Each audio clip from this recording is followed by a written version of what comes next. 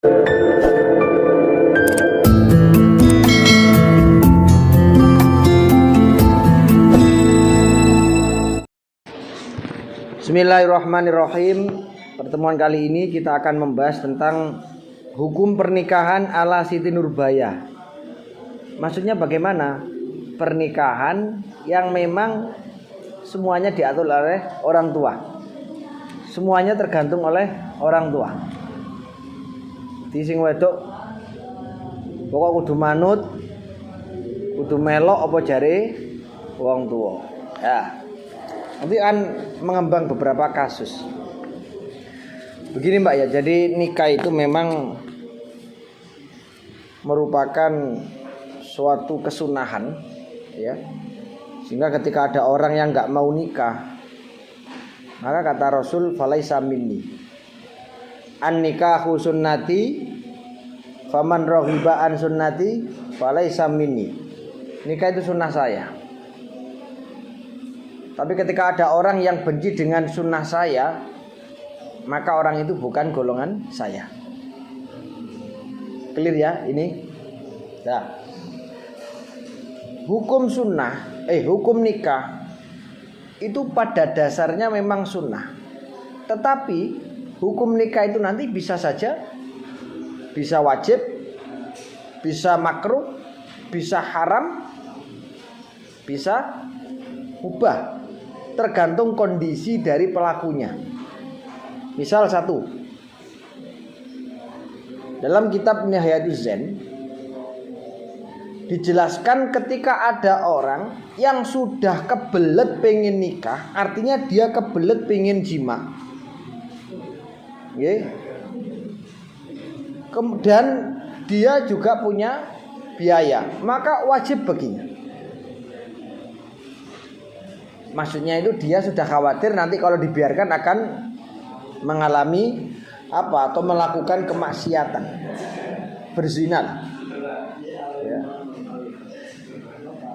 Ono sing maneh disunahkan nikah lek wong wis nemen-nemen kebelet senajan gak oleh gak ada biaya. Ya untuk menghindari tadi perzinahan. Ya. Makanya banyak kiai-kiai itu yang bilang, "Cung, kowe lek nikah wis ora usah mikir nyambut gawimu apa sik. Sing penting nikah sik untuk tarkul maksiat." Nggih. Wong wedok iki dieling. Dieling-eling wong lanang iku gak sembarang, wong lanang niku mesti mapan sembarang kalire. Kadang mapan ilmune dhisik, baru mapan nyambut gawene. Ono sing mapan nyambut gawe sik tapi mapan ilmune jarang. Soalnya wis ngepen kenaan oleh nyambut gawe. Tapi rek wong wis mapan ilmune insyaallah iku biasane ya ora isi nyambut gawe terus kok nyambut gawe niku sukses. Kuncine siji wong sukses iku napa? Rezekine kathah niku pokok siji sing diugemi. Aja gampang gegeran karo bojo. Pun niku tok. Kowe lek kapan gegeran ae mbek bojo, saya yakin banyak yang terjadi rezekine dadi seret. Ya rumah tangga iku bubrah. Nggih. Lah kuncine ben langgeng apa? Rumah tangga niku nggih kudu ana salah sijine sing ngalah. Kayak sijine metenteng, sijine aja meteng-metengi, sijine iku lembek. Ngoresi situke wayah dina metenteng, sing situke kudu nglendeh. Aja padha adu banteng. Aja padha-padha adu keras. Apa maneh main tangan. Itu dalam Islam pun tidak boleh. Itu insya Allah akan mengalah adanya keseimbangan dalam rumah tangga, sehingga keharmonisan rumah tangga itu akan tetap terjaga walaupun rumah tangga itu ada gesek. Setiap rumah tangga itu pasti mengalami cuaca ekstrim, pasti mengalami cuaca ekstrim atau gesekan antara suami dan istri, pasti itu. Ya. Tingkatannya Rasulullah ada masih ada walaupun kadarnya gak kayak kue menunggu. Ini semuanya belum nikah kan? Ada yang belum, ada sudah. Nah, benar sekali. Kalau belum ini bekal. Lek wis nikah kadang-kadang angel. Lek gurung itu disiapno. Siji, wong wedok aja kakean milih. Aja kakean pilihan. Lek wis dirasa sing lanang kuwi apik, akhlake apik, tanggung jawab, ya ora gampang muring-muringan, senajan durung nyambut gawe, sing penting duwe tanggung jawab, gelem usaha ikhtiar duniawi, insyaallah niku dadi wong apik sampean trimo. Tapi lek sampean sing didelok iku donyane dhisik, lho saestu. Lek sampean delok iku dunyane dhisik, iku sampean iku oleh ya dunya. Lah dunya iku ora iso langgeng. Wong jenenge wong dagang ku ya ana sepine ya enek ramine. Wong usaha ku ya ana ramine ya ana sepine. Lek sampean duwe bojo sing duwe ilmu kenceng, duwe ilmu kathah, ilmune manfaat, paling tidak sampean badi jan. Badi apa? Duwe bojo sing pinter. Lah nyambut gawe ku kan iso digawe wong bareng. Sing lanang yo mbantu sing wedok yo mbantu lanang. Insyaallah dadi. Pokoke penting nikah niku diniati sing bener sing apik. Wa innamal a'malu bin niat. Apa ae iku tergantung niate. Lek niate niku pancen kanggo ibadah ben iso ninggalno maksiat, insyaallah nggal ditata uripe sampean kali Gusti Allah. Tenang mawon. Pun. Dadi upamane jaman saiki. Nek golek lanang sing ahli ilmu, al-alim, al-alamah, wangele pol. Rata-rata casing tok sing gaya. Tumpahane Ninja, tumpahane Mega Pro, tumpahane wah sapa ae pokoke mobil yang ngono. Tapi ilmunya nol. Itu kan eman. Apa sampean mangan donya kan gak mungkin seterusnya. Paling tidak duwe bojo sing alim alamah iku ya iso ndongakno sampean keturunane ya muga-muga dadi wong alim. Ngono lho nggih. Bon. Dan nikah itu ternyata juga ada yang hukumnya haram. Mungkin yang kalian ketahui kan ketika ada niat menyakiti istri, niat menghancurkan keluarga istri, itu haram nikah itu. Ya. Di dalam kitab Sulamul Fudola yang terkandung dalam kitab Kifayatul Adqiya itu ada teks yang mengatakan tarkun nikah afdhalu minan nikah. Meninggalkan nikah itu lebih utama daripada nikah. Cuma aja mau penggal. Ono terusane. Nggih, tengene kitab Fathul Wahhab itu ya dijelaskan kanggone wong sing temen-temen madhep ning ngene Gusti Allah, lek kapan dhek nikah malah justru keter ibadahe nang ngene Allah, mula ora usah rabi, luwe apik bujang. Kados pengarangnya kitab Fathul Wahhab nikah. Ya, kemudian siapa namanya Imam Nawawi kan saya? Juga dia nikah. Ya karena beliau itu sudah sibuk di situ. Kok sampai ngurusi anak bojo, keder kabeh. Badai. Itu bisa dicek dalam kitab Fathul Wahhab itu ada. Oke, jadi itu pengecualian. Tapi dasarnya nikah itu adalah sunnah. Sak rugi-rugine wong niku lek mati dalam keadaan bujang. Jadi wong sing duwe peluang rabi kok gak rabi. Rabi pomene ngenteni S2, S3, malah bediting katene nglamar sampean niku S3 e. Lah sing nglamar ku S tung-tung mbek S teler kali yo.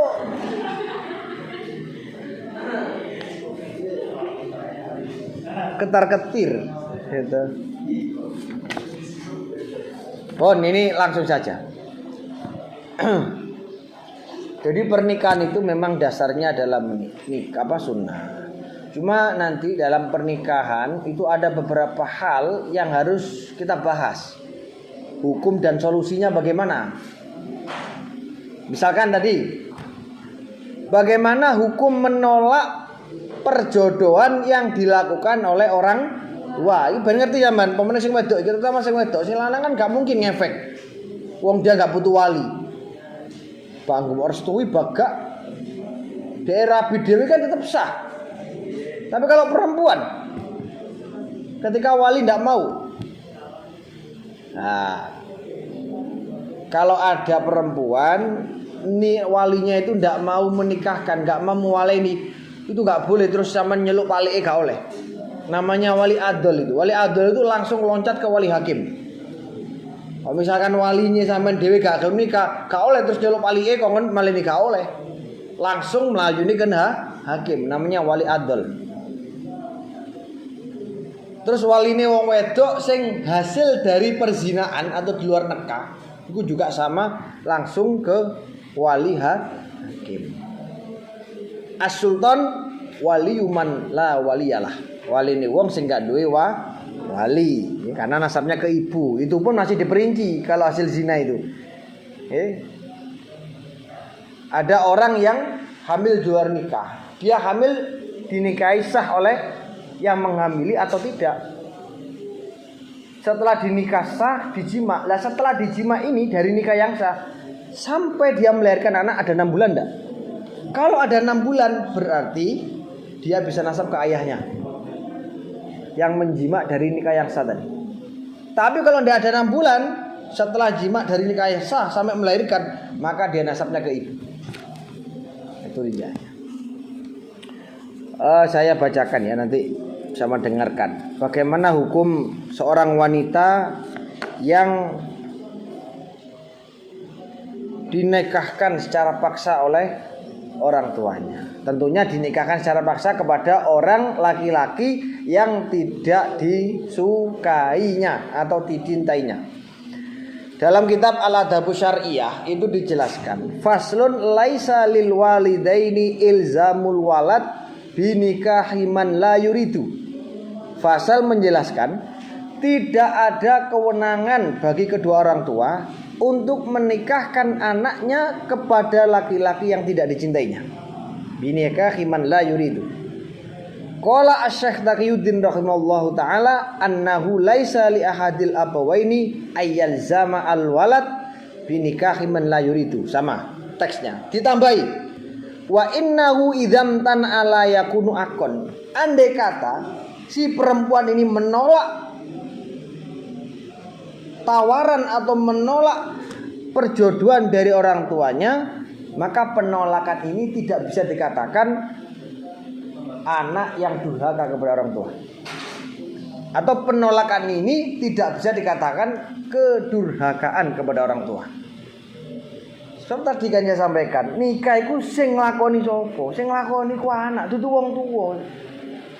Omane wong tua kadang yo ngregetno, anake iku di model koyo jual beli. Gelem kowe ngerabi anakku, tapi yang ngono store 1M. Jadi anaknya didol sak M. Prosoku ya rugi. Nggur sak M. Cara aku ya menisan. Dunya iki gangguku ya wis. Dunya kabeh iki gangguku, ora iso mungkin gak mungkin deh. Kemudian tadi sebagus menjawab dari pertanyaan bagaimana hukum pernikahan anak yang masih kecil. Dia dinikahkan sejak kecil oleh orang tuanya. Ya, namanya pernikahan dini atau nikah gantung.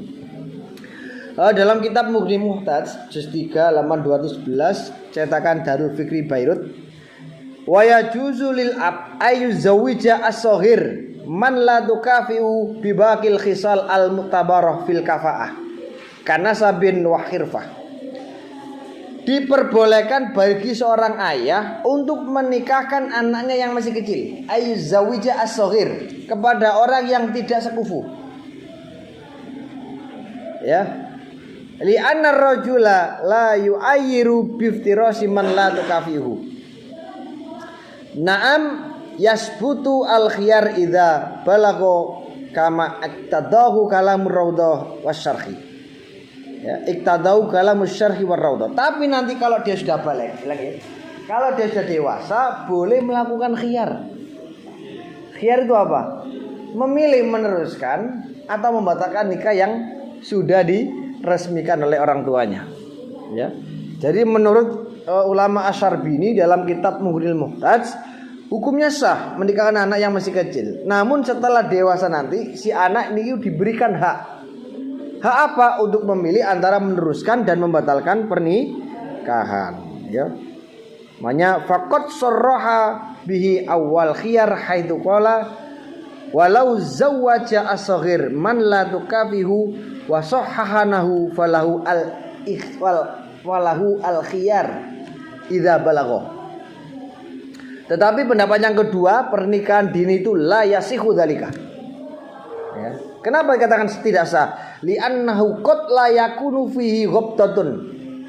Karena terkadang anak masih kecil kan nggak mungkin punya rasa demen, punya rasa cinta, kan nggak mungkin dah. Berarti kan dia itu seakan-akan dipaksa oleh orang tuanya, sewenang-wenang orang tuanya. Padahal anak ini belum ada rasa cinta, rasa birahi atau senang terhadap lawan jenisnya, kan masih kecil. Sehingga pendapat yang kedua itu tidak mengesahkan. Tapi yang mengesahkan tadi tetap ketika balik boleh memilih, diberi hak khiyar meneruskan atau membatalkan nikah. Paham nggih? Apanya?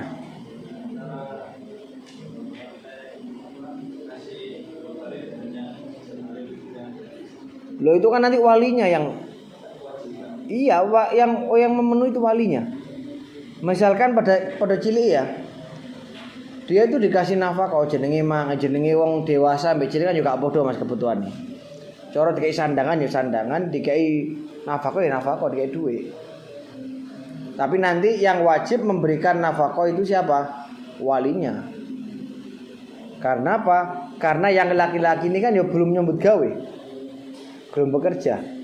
Maka yang menafkahi adalah orang tuanya atau walinya. Dan masalah dia kewajiban bernafkah tetap wajib bernafkah, tapi bukan suaminya tapi walinya.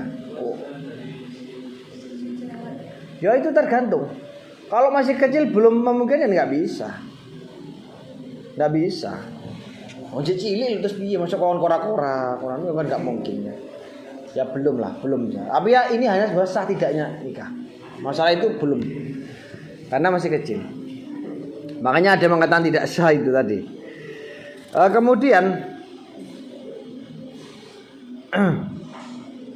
tadi sama ya. Sama ini ibarat pendukung. Ada yang mengatakan sah, ada yang mengatakan tidak sah. Kemudian begini. Sama aja sampai ya duwe omongan ngeten niku kok kejadian. Wis suwine ra kore gak oleh-oleh wis bah peyok-peyok marun tak trimo. Wis marun tak golek bah peyok dadi temen. Ojo pisan-pisan muni ngono. Bolak-balik ditinggali rek wis marono tak anu ya wis tak trimo ae bah masih peyok-peyok. Itu terjadi Mas. Ojo muni ngono. Ojo muni ngono. Temenan peyok temen jaman. Wis ora ayu. Wis ora memper blas. Sekali lagi ya, jangan sekali-kali ini dawuh para yai ya. Jangan sekali-kali Anda ini berpacaran apalagi gonta-ganti. Ini pacaran tok ora oleh pone gonta-ganti. Dan sing gonta-ganti ku mesti sing dinikah iku sing paling welek di antara pacar-pacar iki. Sama diteni lah. Ini sudah terbukti ini. Sudah terbukti. Saya kenal orangnya. Tak delok ben ayu-ayu masyaallah. Jan gilap-gilap. Gila rabi so wireng. Aduh lah pokoknya aduh. Jakarta Jombang. Wong pacaran tek ra oleh apa meneh gonta ganti. Yo tambah nemen kuwi. Sekarang begini permasalahannya. Bagaimana kita memilih nikah dengan orang fasik karena terlalu lama menunggu laki-laki yang melamar kita. Kan wis umure akeh umur 40, tapi sing nglamarku yo wong gak patek meneh. Maksudnya yo wong rada fasik lah. Yo sing cek seneng jenenge wayangan, cek seneng jenenge karaokean itu maksudnya. Ya. Maka hukumnya bagaimana? Maka hukumnya wanita itu suruh memilih nikah. Jangan menunggu yang bagus. Ya. Karena prasangka dia nanti akan dijadikan perempuan yang harus nurut dengan dia melakukan kemaksiatan. Itu kan masih prasangka Anda. Kan belum tentu ada keyakinan. Paham nggih? Sampean kan bayangane ngene tok, lho rabi wong fasik lek. Mesti kok dikon maksiat kon ngene-ngene. Itu kan prasangka Anda. Tapi nikah yang jelas-jelas nikah itu kan sunnah. Anda melakukan pernikahan itu kan sudah nilainya plus. Masalah prasangka Anda nanti dong fasik dikon ngene-ngene kan kurang tentu. Dia menyuruh apapun selama tidak menyuruh kemaksiatan kan wajib kita turuti. Ayo Dik jalan-jalan, kan bagus. Gitu. Ayo Dik nang ndi lah pokoknya. Yang penting tidak menyuruh kemaksiatan, tidak masalah. Makanya dalam kitab Buyatul Mustarsyidin dikatakan al khair al muhaqqiq la yatruku limafsadatin mutawahimatin. Kebaikan yang sudah nyata itu tidak bisa ditinggalkan hanya karena menganggap adanya kemafsadatan yang masih disangka-sangka, yang masih diduga-duga. Paham nggih? Al khair al muhaqqiq la yatruku limafsadatin al mutawahimah. Kebaikan yang sudah jelas-jelas nyata, nikah kan baik kan? Tidak bisa menghilangkan mafsadah yang masih di dalam angan. Berarti lebih baik nikah dulu. Paham nggih? Jadi ngono. Wis Mbak mbek kowe Mbak sing penting wonge lak yo normal sih ngono. Sing penting kan yo konokane normal. Ya masalah dhek fasik gak kan yo sing penting kowe aja gelem dikongkon maksiat. Gitu aja kan. Kemafsadatan yang masih tawahum, masih disangka-sangka itu kan enggak bisa mengalahkan kebaikan yang sudah nyata. Kemudian ada lagi begini. Kasusnya ada seorang gadis yang dipaksa oleh orang tuanya. Ini saya gambarkan yang benar-benar ekstrim ya. Dia itu disuruh nikah sudah bilang terang-terangan tidak mau. Pokoknya Pak saya nggak ridho dinikahkan dengan orang itu. Kalau sudah bilang begitu berarti ini pertanda anak ini tidak ridho. Maka ketika sudah tidak ada kerelaan, keridhoan dari anak gadisnya, maka orang tuanya ini tetap bisa menikahkan anaknya secara paksa tanpa harus ada izin, tetapi syaratnya berat. Harus memenuhi kafaah antara si laki-laki dan perempuan dan antara orang tua dan besan.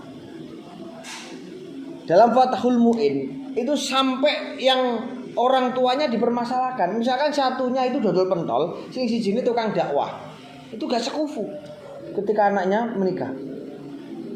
Sing wedok pondokan alimah afifah, sing lanang cangkruan nang ngene gerdu senengane remian, yo gak tahu salat. Itu ndak kafaah. Maka sangat berat sekali bagi orang tua yang ketika menikahkan anaknya secara paksa dan anaknya itu tidak ridho. Dia terang-terangan nggak mau, nggak ridho. Maka syaratnya itu harus terpenuhi. Kalau nanti bereset, orang tuanya itu tidak memenuhi syarat kafaah yang menikahkan anaknya secara paksa, maka nikahnya itu tidak sah. Kalau tidak sah, maka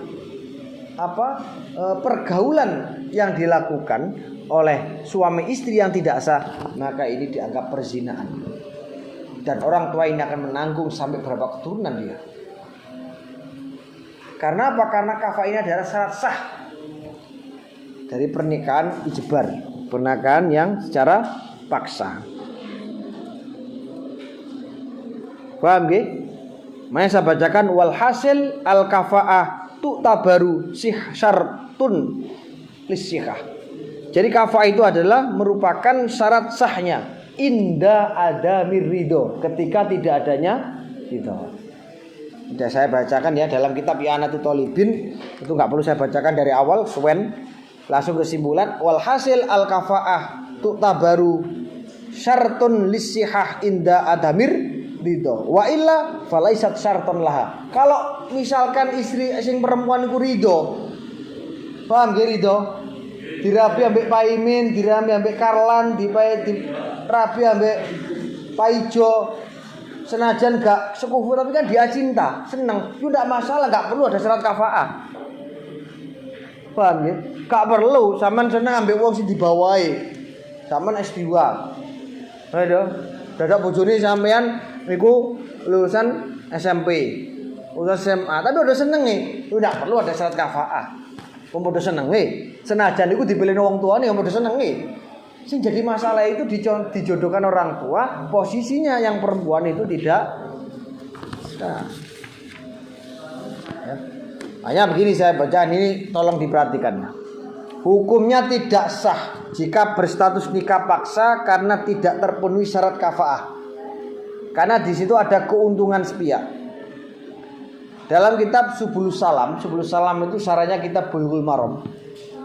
Itu saya bacakan. Litazwijil ab awil jad al bikra bi ghairi idniha syurutun. Ya. Syarat bagi orang tua atau kakek yang menikahkan anak gadisnya secara paksa tanpa seizinnya itu ada 7 syaratnya. Yang pertama al-awwal alla yakuna bainaha wa bainahu adawatun dhahiratun. Antara anak dan ayah tidak boleh ada permusuhan. Tidak boleh adanya permusuhan, tidak boleh ada pertikaian. Asani ayuzawijaha min kuf'in. Yang kedua dia harus dinikahkan dengan laki-laki yang sekufu, yang sederajat. Ya. Masalah harta tidak diitibarkan, bahwa suge kaya nggak masalah, itu nggak diitibarkan, nggak dipermasalahkan. Yang dipermasalahkan itu ketika dia alim dan tidak alimah, sifatnya itu. Ya. Kemudian penggaweane barang, sing situ dol pentol, situ bapake tukang dakwah, itu ya ora sekufu. Asalis ayuzawijaha bimahri misliha. Dia menikahkan anak gadisnya nanti tentunya dengan mahar misil. Mahar misil itu mahar yang nominalnya sejenis dari saudara-saudaranya. Saudara-saudaranya perempuan itu. Kalau misalkan 1 juta, ya 1 juta itu yang jadi ukuran. Yang keempat ar-rabi ayyakuna min naqdil balad. Gawe mahar umpama dhewe dhuwit iku kudu dhuwit sing berlaku di negara ya. Gak boleh sampean nggawe mahar gawe apa?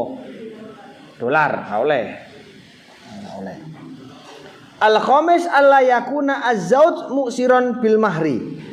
Yang kelima, suami itu tidak atau suami itu mampu untuk membayar maharnya. Tidak boleh suami yang tidak mampu membayar mahar misil. Yang keenam, alla yuzawwijaha biman tadarrara bi mu'asyaratihi ka'ma aw syekh haramin. Tidak boleh menikahkan anak gadisnya dengan laki-laki yang bisa mempersulit atau memperberat dalam muasyarah. Seperti orangnya sudah tua, dijodohna ambek koncone bapake sing umur sudah 5. Sudah 5 mongso 30. Lha kan yo dalam muasyarah itu kan berat kan? Dijak jumritan yo wis gak iso. Jak guyon yo ora iso. Dadi muasyarahnya itu akan ruwet gitu loh. Atau syekhun haram. Syekhun haram itu wong tua sing wis pikun. Tuwek ngono. Wis gak oleh ngono ku. Kudu ya sing sepadan. Asabi alla yakuna qad wajaba 'alaiha nusukun. Ya, jadi jangan sampai menikahkan anak gadisnya yang sudah ada persiapan mau menikah, mau melakukan haji. Nah, ya harus nanti ditunda dulu. Nah, itu harus terpenuhi syarat-syarat seperti itu. Supaya apa? Supaya nikahnya dianggap sah. Tapi saya mohon jangan sekali-kali sampai nanti misalkan jadi orang tua, jangan memaksa anaknya. Kalau memang dilihat dia sudah seneng, orangnya baik, silakan diteruskan. Tapi kok sampean ngatur-ngatur, usare gak rido, sampean terusno, sampean sing soro. Nanggung dosane anak sampean. Soalnya sampean menikahkan tidak sekufu, ya sekufu gak apa-apa, rek sekufu. Breset titik sampean bahaya. Makanya jari Kanjeng Nabi iku nikah paksa iku ora pati apik. Makanya dikatakan falsun falaisalil walidaini ilzamul walad bi nikahi man la yuridu. Tidak ada kemenangan bagi orang tua itu untuk memaksa anaknya menikah dengan laki-laki yang tidak dicintainya. Itu efeknya luar biasa. Gitu. Lah orang tua itu hanya mengarahkan, "Nduk, la iso nduk, golek lanangan iku sing apik, akhlake sing apik, ilmune yo oleh ben iso nuntun sampean den ngene swarga ngono lho." Duwe ku yo penting tapi ku carry. Sing dhisik ku mang iku mang. Paham nggih? Nah, jadi nang rabi cepet-cepetan. Terus jare Kanjeng Nabi kan ngono, ada 5 perkara sing dilakoni ket susu luwih apik tinimbang kang kesuwen.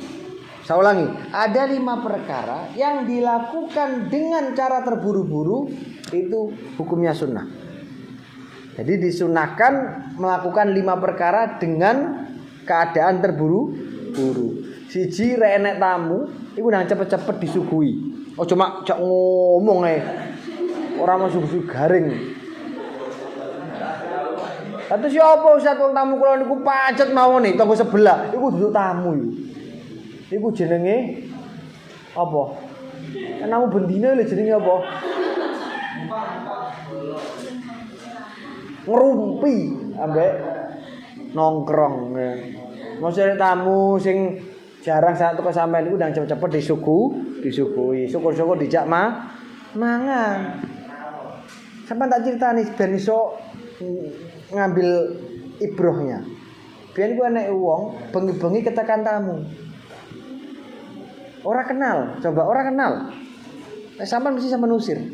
Padha aku bareng tak pikir-pikir. Kalian lagi agar getah barang. Itu malam-malam namu.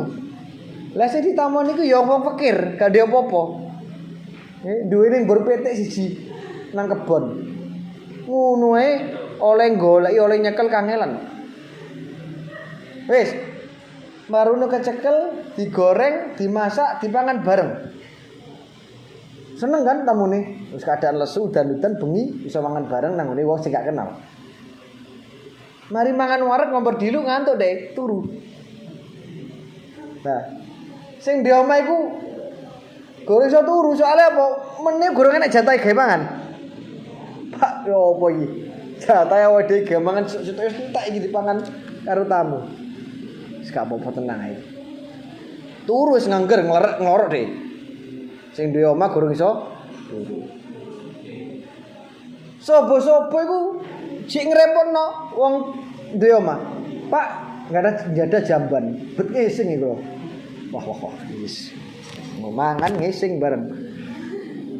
Dilalah sing duwe omah gak duwe jamban. Duwene kebon, wis Pak ngising nang kebone. Tak gawakno banyu sak timbo, ambek tak tutupane katil. Wis ngowe sing enak. Mari marem salat alhamdulillah jaluk muli. Pun pagi alhamdulillah matur suwun sanget peparingi jenengan pasugatane jenengan kula tak wangsul mugi-mugi jenengan asal barokah rezeki jane pasugate. Oh nggih. On. Kate laye-laye gak sida sale jek duwe PR. PR apa? Nimpali telek yo ngomong. Kan nang kebon nele. Bareng ten ngene kebon kate nimpali telek niku bingung. Lah telek iki ndi? Kok ora ono telek? tibane telek subhanallah sing numpuk iku mang dadi emas kabeh. Kan kaget emas tok endi wong iki mang telek kok emas. Emas numpuk niku Mas niku saestu. Oleh syukur masyaallah, syukur alhamdulillah Gusti. Lah opo mang nelek gak luwih akeh, cuk tambahke.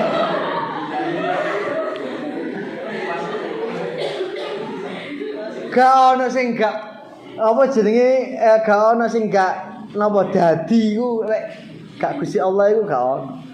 Wis krana Gusti Allah kun fayakun yo dadi masih telek iso dadi emas. Yo akhir yo sugih dadak wong telek samono kae dadi emas kabeh. Sudah syukur masyaallah alhamdulillah Gusti. Gara-gara hormat tamu akhirnya diwe rezeki. Mulane tamu iku rek ngene kitab menapa jenenge Tangkihul Qaul, kitab Risalatul Muawanah iku di kandakno tamu niku lek murten sampean gitu niku nggawa rezeki mulih nyangking dosane sampeyan. Dari sampeyan aja gregeten nek tamu. Senengo, sik Mas. Senengo. Gitu. Tamu niku nyangking dosane sampeyan terus moro niku ngethuki nggawa rezeki nang ini sampean. Makane aja sampean gremeng ae tamu. Syukur iku sok-sok ujiane pangeran. Nggih. Sing nomor 2, apa sing dilakoni kudu kesusu, lek kapan enek wong mati nang cepet-cepet kok cuma dikebur. Yo dipandhino sik ya dirawat ya, dikubur sik. Nggih, cepet-cepet dirawat. Sing nomor 3, rek duwe utang terus duwe dhuwit nang cepet-cepet diaur. Sing nomor 4, lek duwe anak wadon, lek wis balik nang cepet-cepet dirah. Pon nggih niku iku dawuh Kanjeng Nabi lho nggih. Sing nomor 5, lek kapan maksiat nang cepet-cepet tobat. Niku 5 perkara. Nggih. Jadi sampean niku nang cepet-cepet rabi. Nggih. Ben klebu dawuhe Kanjeng Nabi. Lah sampean ngenteni S1 ngenteni S2 tapi bola balik janjian ambek lanang iku padha karo numpuk dosa sampean. Bola balik mojo ae. Lah tok rabi yo ayo wis. Tak beres.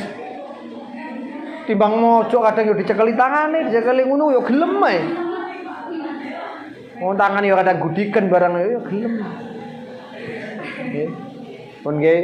Dadi rek sampean gak iso nahan nglakoni maksiat, palang mending rabi. Bojo kula semester 4 tak rabi, Pak.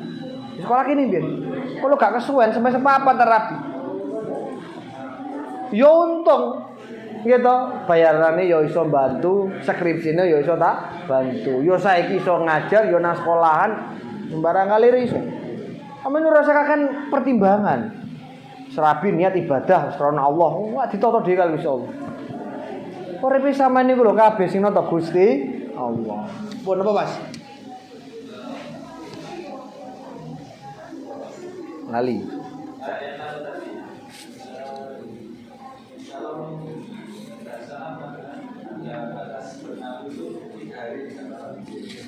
Terus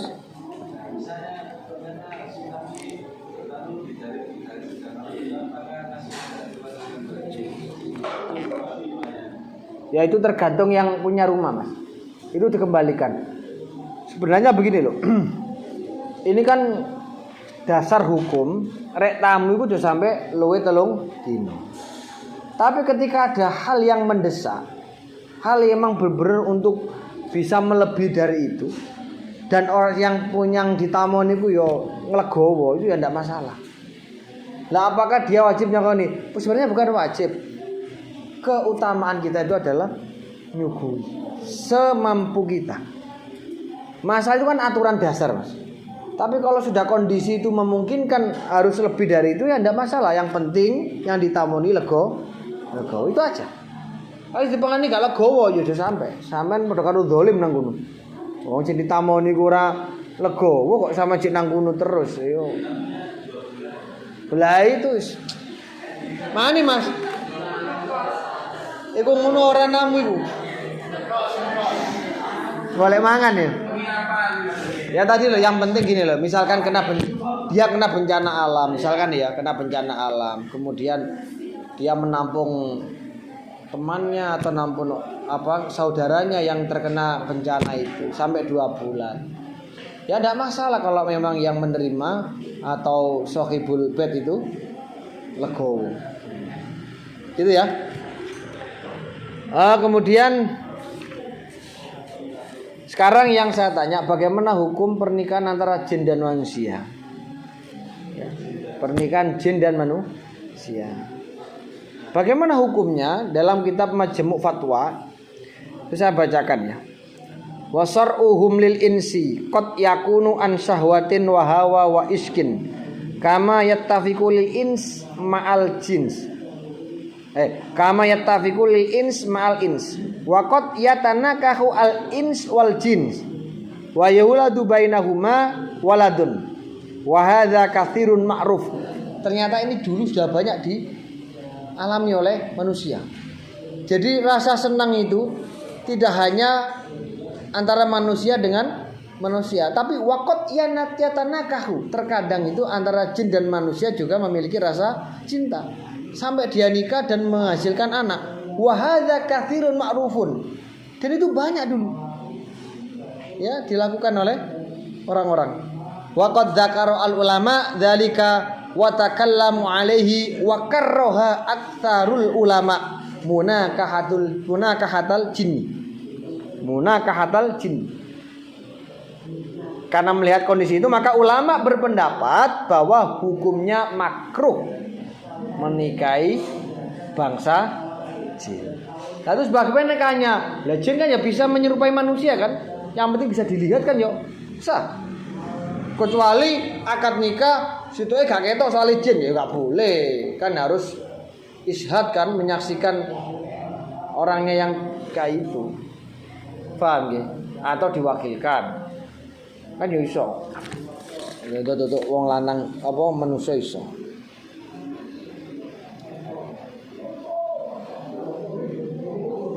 Kemudian tentang masalah kafa'ah antara tampan dan cantik itu tidak dipermasalahkan, ya. Jadi untuk buruk rupanya, tampan rupanya itu tidak menjadi ukuran dalam masalah kafa'ah. Okay. Itu dalam kitab Al-Minhaj Lin-Nawawi itu juga dijelaskan bahwa buruknya fisik itu tidak menjadi tidak menjadi masalah. Pertanyaan tadi sudah terjawab? Ada yang belum? Semua. Alhamdulillah. Ya. Wallahu alam.